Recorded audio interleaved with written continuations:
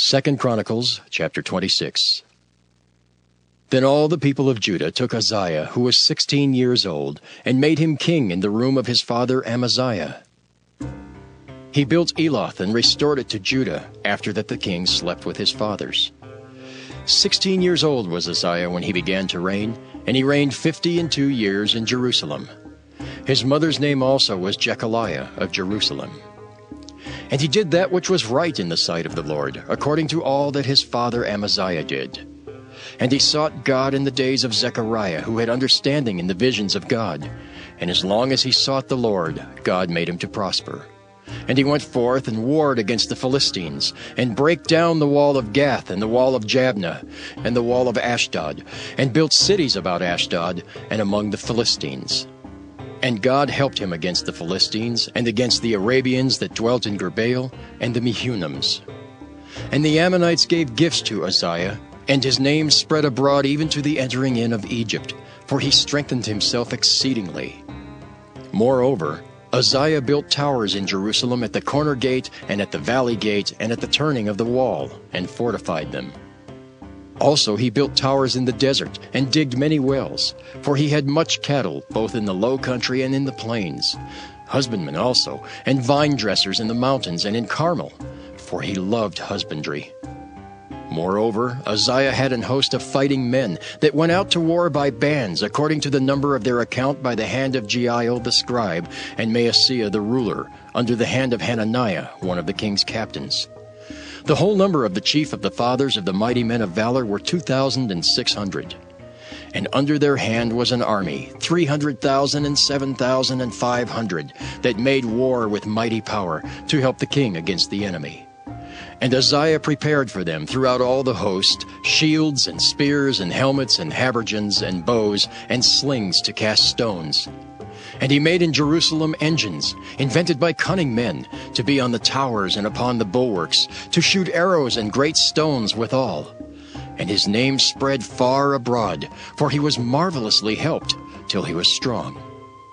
But when he was strong, his heart was lifted up to his destruction, for he transgressed against the Lord his God, and went into the temple of the Lord to burn incense upon the altar of incense. And Azariah the priest went in after him, and with him 80 priests of the Lord that were valiant men. And they withstood Uzziah the king, and said unto him, It appertaineth not unto thee, Uzziah, to burn incense unto the Lord, but to the priests the sons of Aaron that are consecrated to burn incense. Go out of the sanctuary, for thou hast trespassed. Neither shall it be for thine honor from the Lord God. Then Uzziah was wroth, and had a censer in his hand to burn incense. And while he was wroth with the priests, the leprosy even rose up in his forehead before the priests in the house of the Lord, from beside the incense altar. And Azariah the chief priest and all the priests looked upon him, and behold, he was leprous in his forehead. And they thrust him out from thence. Yea, himself hasted also to go out, because the Lord had smitten him. And Uzziah the king was a leper unto the day of his death, and dwelt in a several house, being a leper. For he was cut off from the house of the Lord. And Jotham his son was over the king's house, judging the people of the land. Now the rest of the acts of Uzziah, first and last, did Isaiah the prophet the son of Amoz write.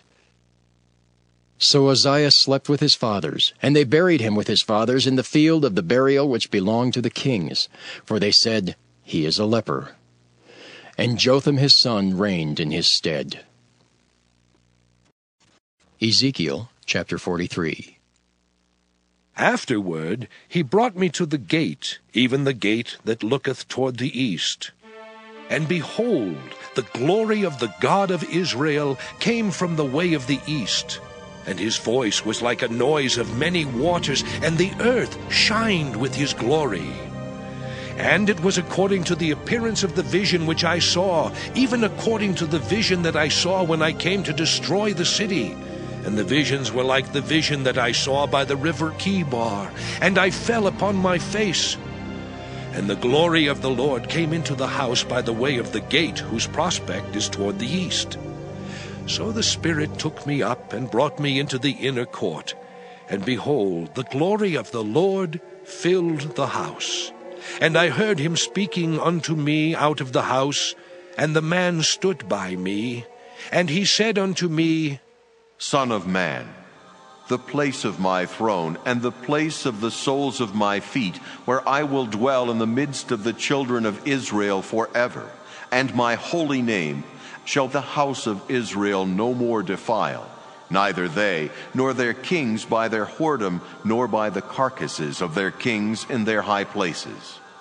In their setting of their threshold by my thresholds, and their post by my posts, and the wall between me and them, they have even defiled my holy name by their abominations that they have committed. Wherefore I have consumed them in mine anger.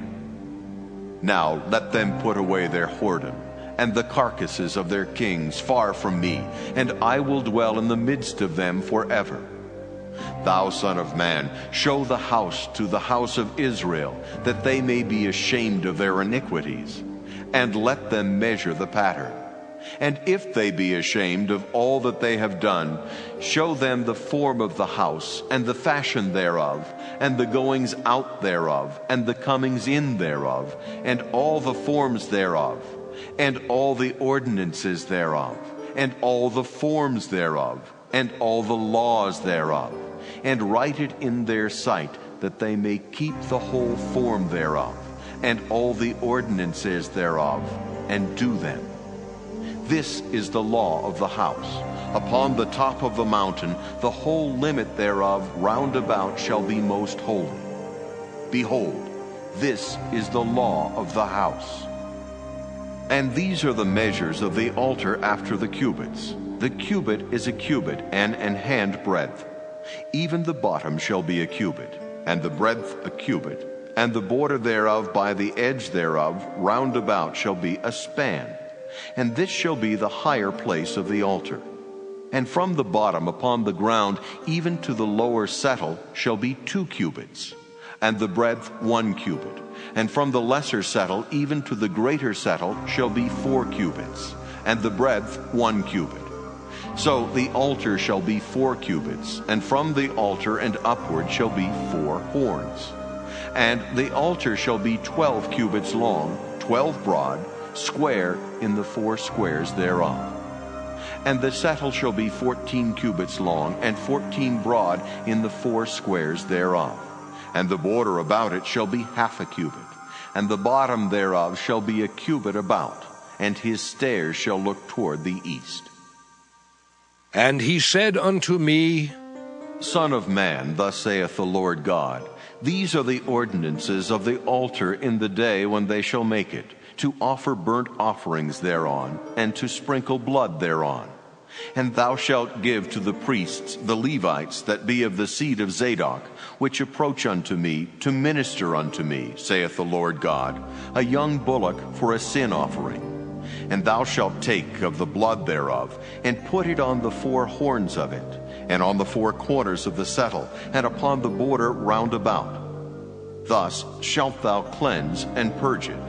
Thou shalt take the bullock also of the sin offering, and he shall burn it in the appointed place of the house without the sanctuary. And on the 2nd day thou shalt offer a kid of the goats without blemish for a sin offering, and they shall cleanse the altar, as they did cleanse it with the bullock. When thou hast made an end of cleansing it, thou shalt offer a young bullock without blemish, and a ram out of the flock without blemish. And thou shalt offer them before the Lord, and the priest shall cast salt upon them, and they shall offer them up for a burnt offering unto the Lord. 7 days shalt thou prepare every day a goat for a sin offering. They shall also prepare a young bullock, and a ram out of the flock without blemish. 7 days shall they purge the altar and purify it, and they shall consecrate themselves. And when these days are expired, it shall be that upon the 8th day, and so forward, the priests shall make your burnt offerings upon the altar, and your peace offerings, and I will accept you, saith the Lord God. John 19. Then Pilate took Jesus and flogged him. And the soldiers twisted together a crown of thorns and put it on his head, and arrayed him in a purple robe. They came up to him, saying, "Hail, King of the Jews!" and struck him with their hands. Pilate went out again and said to them, "See, I am bringing him out to you that you may know that I find no guilt in him." So Jesus came out, wearing the crown of thorns and the purple robe. Pilate said to them, "Behold the man!" When the chief priest and the officers saw him, they cried out, "Crucify him! Crucify him!" Pilate said to them, "Take him yourselves and crucify him, for I find no guilt in him." The Jews answered him, "We have a law, and according to that law he ought to die, because he has made himself the Son of God." When Pilate heard this statement, he was even more afraid. He entered his headquarters again and said to Jesus, "Where are you from?" But Jesus gave him no answer. So Pilate said to him, "You will not speak to me? Do you not know that I have authority to release you and authority to crucify you?" Jesus answered him, "You would have no authority over me at all, unless it had been given you from above. Therefore he who delivered me over to you has the greater sin." From then on, Pilate sought to release him, but the Jews cried out, "If you release this man, you are not Caesar's friend. Everyone who makes himself a king opposes Caesar." So when Pilate heard these words, he brought Jesus out and sat down on the judgment seat at a place called the Stone Pavement, and in Aramaic, Gabbatha. Now it was the day of preparation of the Passover. It was about the 6th hour. He said to the Jews, "Behold your king!" They cried out, "Away with him! Away with him! Crucify him!" Pilate said to them, "Shall I crucify your king?" The chief priests answered, "We have no king but Caesar." So he delivered him over to them to be crucified.